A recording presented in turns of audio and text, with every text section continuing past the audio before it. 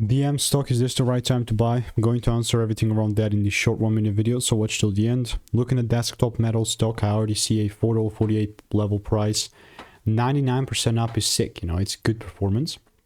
One thing that I also want to say is that, if I come here, you will see that with DM specifically,